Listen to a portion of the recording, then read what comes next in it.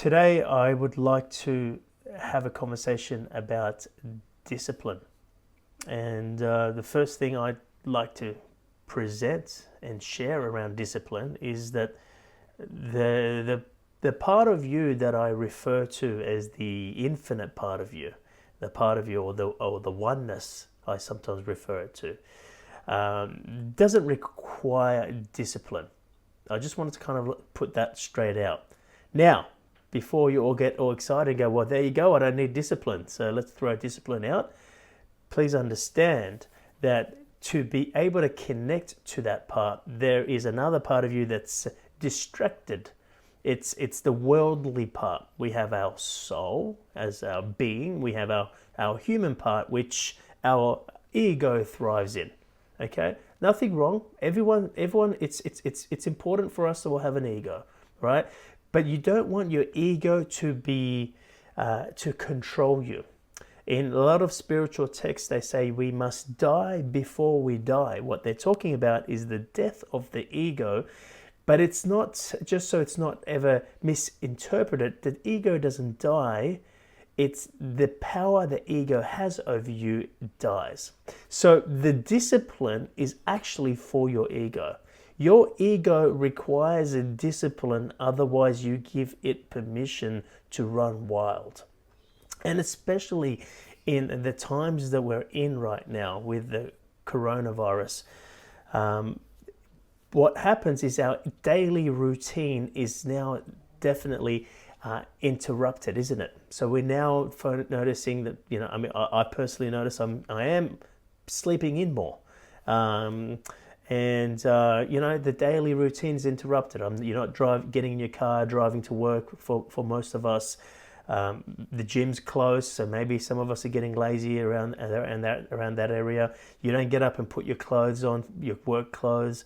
This is very dangerous. When I say dangerous, it's risky.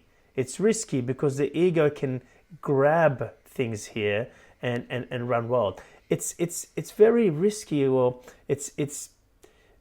you should be cautious when you are experiencing your life where you can experience things like boredom. Because when there is boredom, there is an invitation for your ego to run wild with overthinking. That's why it's dangerous when someone gets too much boredom, because they can, they'll get into habits that will become addictions. You will maybe overeat. You may drink. I know alcohol sales have gone up by 35%, I believe it is here in Australia, and that's a concern. I mean, alcohol stores never close down. There's no reason to go and buy more alcohol. So that tells me that people are drinking more, right? So you need to be very careful of boredom. Now, in your soul, or the infinite part, there is no such thing as boredom. Okay? Because boredom is when you are present, maybe, or unpresent, but you are in the story, and the story has the past, the story has the future, and the story has the present. And when you're not finding connection with the past or the future or the present, you create this thing called boredom. But besides this thing called present, there's also, and when I say present, I'm talking, just so we're not getting confused here, I'm talking being present in time. And if you're being present in time, you still have the association with the past and the future. When you're being present in the now, that's a very different thing. There is no such thing as boredom when you're present in the now. Okay? When you are in the now, the familiar feeling is a feeling of expansiveness. The familiar feeling is a feeling of lightness. The familiar feeling is a feeling of being joyful. All right? Or happiness for no reason. There's no reason, because within that experience of being in the now, it's a timeless experience. So there's no one or nothing influencing you or contributing to your happiness. You're happy because you're happy, or the more correct term is I like to call you're fulfilled, you're joyful. Happiness is something you normally associate with, something from your external world, being something has contributed to you being happy. Oh, you made more money. Oh, somebody says you're amazing. Oh, you won the gold medal. Oh, you're going on a holiday. So these things influence your happiness, but nothing influences your joy. Nothing influences your sense of fulfillment. And you can't find that joy or fulfillment unless you have the ability to tap into the now. Now, most people, along the way to tapping into the now, they tap into the present moment in time. And they're like, I'm not feeling any joy. In fact, I'm experiencing boredom. And that's when you experience your mind starting to race away and look for things to do, look for things to consume. Okay, so this is very important to bring discipline in. Now, this is not just for someone who's bored. It's important to have discipline for your ego. When I work with my coaching clients, and I've got clients that are spread around all different parts of the world, so they're all experiencing what we're experiencing all together, but at different levels. When I work with my coaching clients, the first thing I like to work with them is their ego.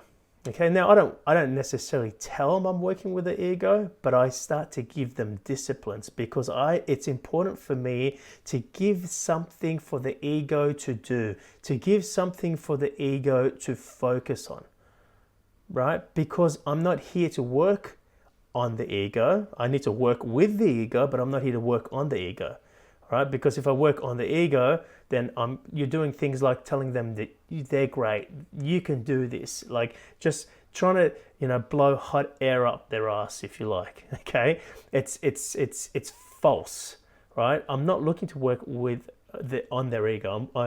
The idea is to work with the ego so you can give the ego something to do. This is mindset stuff. So then you can work with their soul.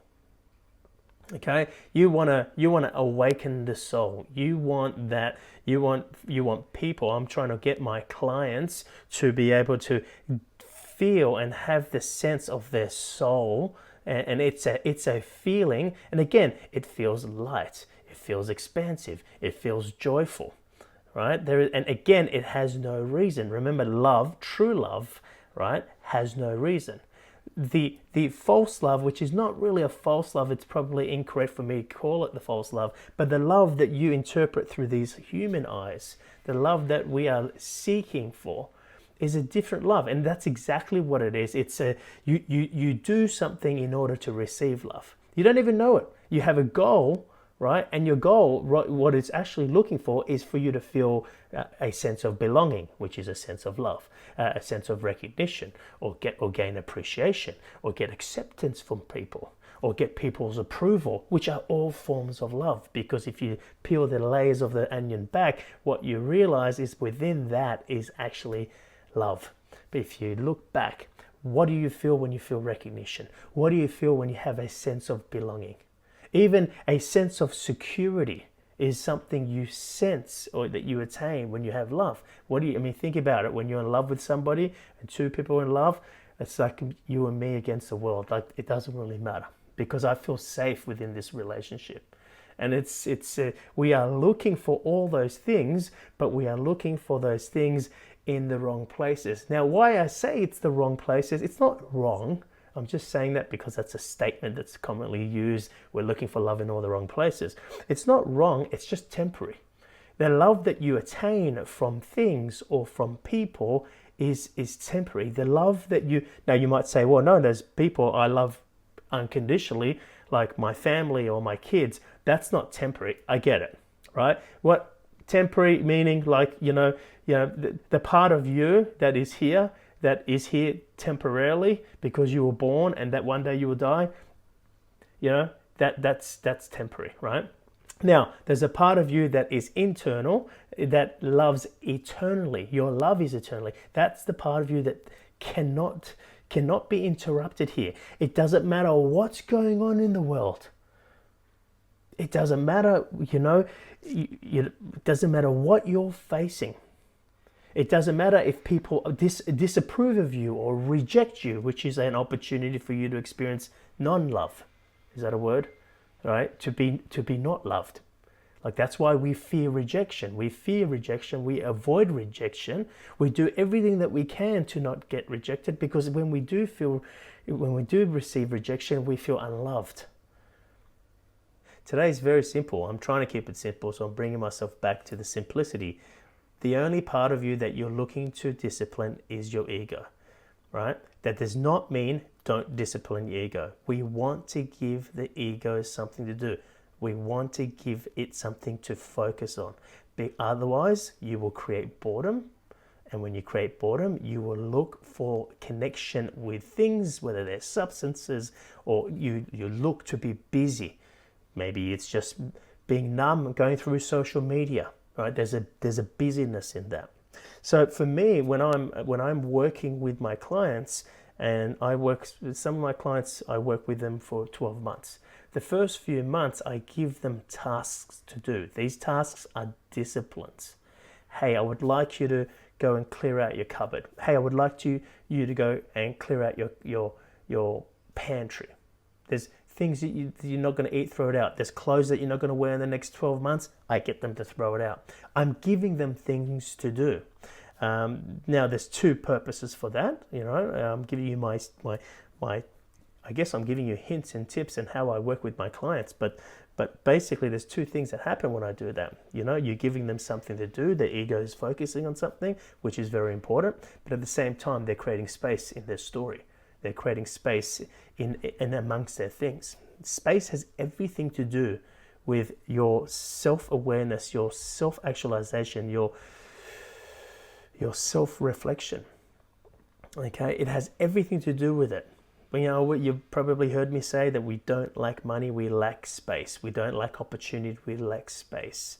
We don't lack love, we lack space. If you don't have the space, things come in and just go straight back out. If the cup's full, as Bruce Lee would say, you can't add more to the cup. You need to continuously empty the cup. So if you missed my talk yesterday, which is currently posted on Facebook, I spoke all about space. So I won't go into that. So here's the thing, right? The most important thing about giving yourself a discipline is to ensure that you follow through with that discipline. Because there is a part of you that observes your self-talk. There's a part of you that observes the decisions that you are making, right? I like to call this part of you your monkey, right? It's sitting on your shoulder and it's just observing, right? Are we talking about the ego? Yeah, we're talking about the ego, right? Just in case you're wondering. But yeah, it acts like a monkey. It watches you, and it doesn't listen to what you do. It listens it doesn't listen to what you say you're going to do. It watches what you actually do. So you may say to yourself, hey, I'm going to start this discipline, and I'm going to get up every morning and do 10 push-ups. So I'm going to get up every morning and exercise, right? If you don't do that, it observes it, and it attains that information, right? You're like, I don't feel like it, and you don't do it. You say to yourself, hey, you know what? I'm gonna cut out meat, for example. Yeah, I want to cut out meat. It's just a discipline. It's no right or wrong. I'm not talking about all that right now. I'm just talking about, I'm going to cut out meat. I'm going to cut out meat for 30 days, right? But then 7 days later, you've got this barbecue at your house. You got your favorite, Persian cuisine. Like my mum comes over. At the moment, I'm a vegetarian, and I never forget when I started being a vegetarian, my mum made my favorite cuisine, in Persian cuisine, which is korma sabzi. That's what it's called, and it's a lamb dish. And of course, my mum's like thinking I'm an idiot for being a vegetarian. She's like, you love meat, right? So she brings korma sabzi over, right? But I decided to do it, so I would not eat it. This is my favorite dish. You guys got to understand, right?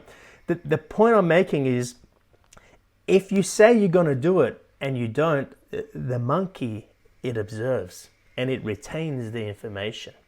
Now, why is this so important? Because when it's time for you to follow your heart, move with your soul and actually do something that is really important for you. It's not just about discipline. It's a life thing. It's about loving. It's about becoming. It's about attaining or experiencing your purpose. Like, it's a big thing, right? And it's about manifestation. And you say, hey, I'm going to do this. The monkey goes, no, you're not. It creates your self-talk. It feeds your self-talk, and it says you won't. And you're like, why? The monkey says, because you said you were going to eat no meat and you ate meat. You said you were going to go exercise every day. You didn't. You said this, you said that, and you didn't do it. So therefore, what makes you think you're going to go do this? Does this self-talk sound familiar? Right? The monkey's been watching. The monkey's been observing. And now the monkey feeds your self-talk. Here's the thing. We can use the monkey to create the opposite effect. And again, this is how I work with my clients. It is important, it is imperative that if you say you're going to do something, and like this is part of an exercise I do with my clients. If you say you're going to do it, no matter what, you must. So don't tell me something you're going to do unless you're going to do it. This is part of the discipline. So you create a discipline.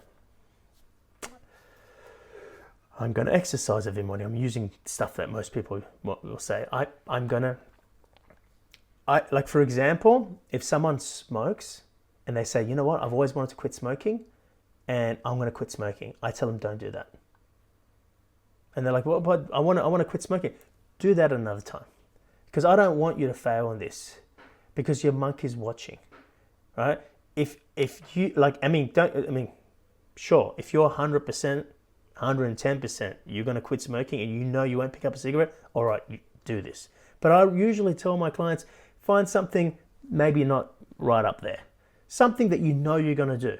And again, most people think to themselves that they're going to do something that's going to create results. For example, I'm going to exercise. I'm going to do 100 sit-ups every day, right? And then they think to themselves that they're doing this for the purpose of getting abs. So every morning they're looking in front of the mirror and they're like, am I getting any abs yet?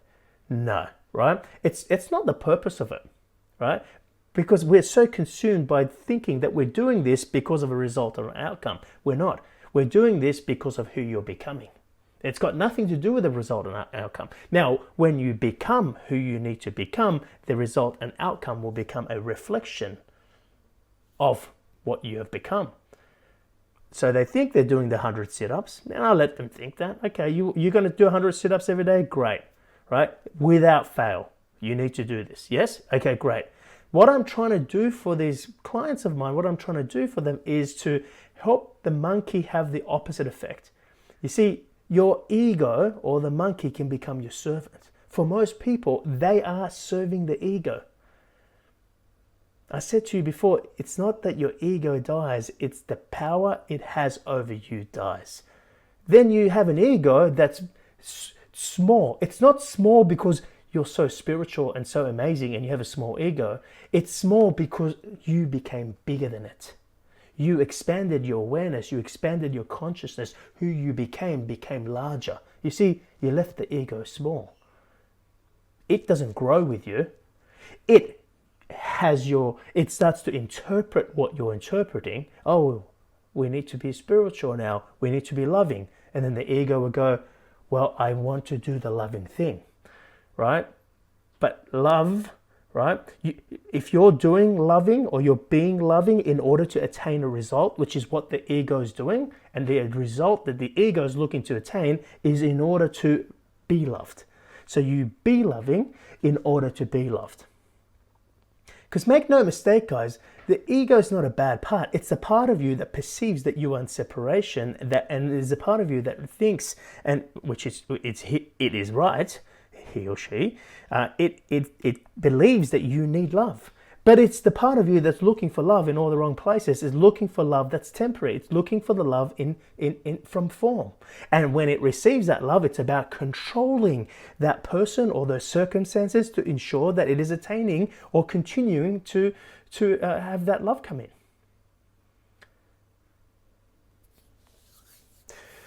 So, the idea of what I'm sharing with you guys here about this monkey is, yes, the monkey is observing.